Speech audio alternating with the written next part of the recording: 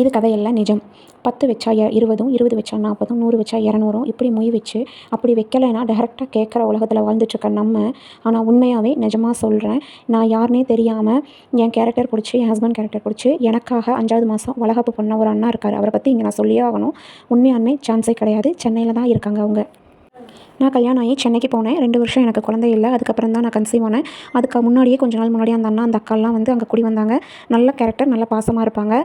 எவ்வளோ கஷ்டம் இருந்தாலும் தாங்கிக்கக்கூடியவங்க. கஷ்டத்தில் தான் அந்த வீட்டுக்கே வந்தாங்க. சொந்த வீடெல்லாம் விற்றுட்டு அந்த அளவுக்கு வந்து ரொம்ப நல்ல கேரக்டர். நான் கன்சீவாக இருக்கேன்னு தெரிஞ்சோன்னே எனக்கு ஸ்நாக்ஸு, பலகாரம் எல்லாம் வாங்கிட்டு வந்து கொடுத்தாங்க. அது மட்டும் இல்லாமல் 5வது மாதம் நான் உனக்கு வளகாப்பு நான் செஞ்சே ஆகணும்னு அந்த அக்கா பிடிவாதமாக அந்த அண்ணா கிட்ட சொல்லி, அம்மா அப்பா கூட அங்கே சென்னை வரல, எனக்காக என் வீட்டுக்காரரையும் என்னையும் உட்கார வச்சு 5வது மாதம் வளகாப்பு பண்ணி வளையல் போட்டு 5 விதமான சாப்பாடு வச்சு, அது 14 போர்ஷன் உள்ள வீடு. அந்த வீட்டுக்காரங்க எல்லாத்துக்கும் சாப்பாடு கொண்டு போய் கொடுத்து, தயிர் வடை, சாம்பார் எல்லாம் ரெடி பண்ணாங்க. உண்மையாகவே என் வாழ்க்கையில் மறக்க முடியாத அனுபவங்க இது. இதை விட பெரிய விஷயம் என்னென்னா, அந்த அக்காவோட தங்கச்சி பொண்ணையும் பையனையும் அவங்க தான் வளர்த்துறாங்க. அந்த பொண்ணோட அப்பா அம்மா யாரும் கிடையாது. அதனால் அந்த அக்காவும் அந்த அண்ணாவும் சேர்ந்து தான் அவங்க 2 பேர்த்தையும் வளர்த்தி படிக்க வச்சு, இப்போ 2 பேர்த்தையும் இன்ஜினியரிங் படிக்க வச்சுட்ருக்காங்க. அந்த பையனுக்கு ஜாபும் கிடச்சிருச்சு.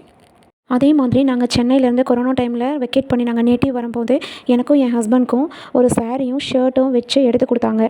இது மாதிரி யாரும் நம்ம ஊரில் நம்ம ரிலேட்டிவ்லாம் செய்வாங்கன்னு எனக்கு தெரியாது. சென்னையில் யாரையும் நம்பாதீங்கன்னு சொல்லுவாங்க. ஆனால் அப்படிலாம் கிடையாதுங்க. எந்த ஊரில் போய் நம்ம எங்கே இருந்தாலும் மனசு உள்ளவங்களும் மனசாட்சி இருக்கவங்களும் இருக்காங்க அப்படிங்கிறது இந்த விஷயத்துலேருந்து நம்ம தெரிஞ்சுக்கலாம். அதே மாதிரி இன்னொரு ஃப்ரெண்டும் பக்கத்து வீட்டில் இருந்துச்சு அந்த பொண்ணும் நான் கன்சீவாக இருக்கேன்னு தெரிஞ்சோன்னே ரொம்ப சந்தோஷப்பட்டு அவங்க ஹஸ்பண்ட்டை சொல்லி அந்த அண்ணா என்னை தங்கச்சி மாதிரி நினச்சி ரொம்ப பாசமாக முந்திரி, பாதாம் என்னென்ன ஸ்நாக்ஸ் புதுசாக கிடைக்குதோ அது எல்லாமே வாங்கிட்டு வந்து எனக்கு கொடுத்தாங்க. ஆனால் அந்த பொண்ணு என்னை ஒரு நாள் கூப்பிட்டு வச்சு ஒரு விருந்தே வச்சான்னா பார்த்துக்கங்களேன். சாப்பாடு, சாம்பார், ரசம், அவியல், மீன் பொரிச்சது, மீன் குழம்பு, பிரியாணி இது மாதிரி யாருக்கு செஞ்சுருக்காங்கன்னு எனக்கு தெரியாது. ஆனால் எனக்கு வந்து ரொம்ப சந்தோஷமாக கூப்பிட்டு ஒரு விருந்து படையலே வச்சு என்னை ஒரு அமக்கலை படுத்திட்டா. என்னடா இவங்க ஃப்ரெண்ட்ஷிப்பை பற்றி தப்பாகவே சொல்லிகிட்ருக்காங்க, நெகட்டிவாகவே அப்படின்னு நினைக்க வேண்டாம். எல்லா ஃப்ரெண்ட்ஸ்னாவே பாசிட்டிவாக இருக்கும், நெகட்டிவும் இருக்கும்.